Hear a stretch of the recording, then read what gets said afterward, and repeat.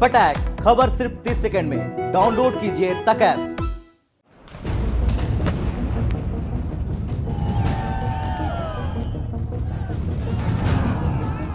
Kazakhstan इन दिनों विद्रोह का नया ठिकाना बन गया है। विश्व की कई देशों में महंगाई ने लोगों की कमर तोड़ दी है, जिसके परिणाम में लोगों ने अपनी अपनी तरह से गुस्सा जाहिर किया।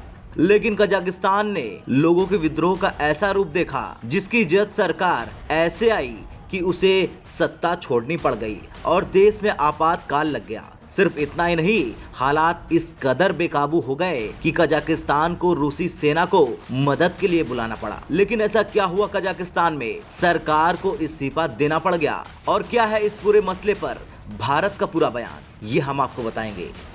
दरअसल भारत ने कहा कि वो कजाकिस्तान में घटनाक्रम पर करीब से नजर रख रहा है और वहां जल्द हालात स्थिर होने के प्रति आशान्वित है। विदेश मंत्रालय में प्रवक्ता अरिंदम बागची ने कहा कि उस देश में अधिकारियों के साथ समन्वय से भारतीय नागरिकों की सुरक्षा सुनिश्चित करने में मदद मिली है। बागची ने कहा, भारत कजाकिस्तान में हालिया घटनाक्रम पर करीब से नजर रख रहा है। हम उन निर्दोष लोगों के परिवारों के प्रति गहरी संवेदना व्यक्त करते हैं जिन्होंने हिंसा में जान गंवा दी। कजाकिस्तान के करीबी और मित्रवत साझेदार के रूप में हम हालात जल्द स्थिर होने के प्रति आशान्वित हैं।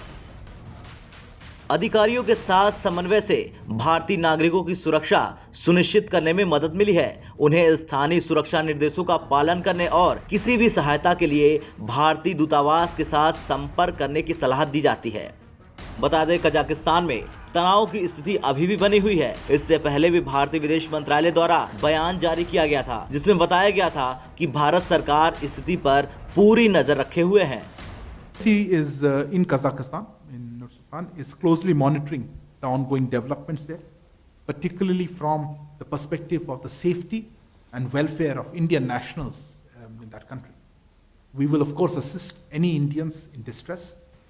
For the moment, we are not aware of any such incident. बता दें, कजाकिस्तान में पटाखों की तरह गोलियां चली। अलमाटी शहर की हालात सबसे बुरी थी। इस दौरान यहां वाहन फूके गए, सरकारी इमारतों को नुकसान पहुंचाया गया। उपद्रवी पुलिस थानों पर हमला कर चुके हैं। इस दौरान पुलिस वालों की हत्या भी की गई। कजाकिस्तान में ये गतिविधियां गैस के दाम कम करने के लिए हो रहे प्रदर्शन से शुरू हुई थी, लेकिन प्रदर्शन में उपद्रव हिंसा से आगजनी रक्तचाप का रुख अख्तियार कर लिया। ये हंगामा पश्चिमी मांगिस्ताऊ से शुरू हुआ था और फिर राजधानी नूर सुल्तान तक पहुंच गया। खैर, कजाकिस्तान में पैदा हुई हिंसा की स्थिति को काबू करने के लिए अब रूस की सेना वहां पहुंच चुकी है।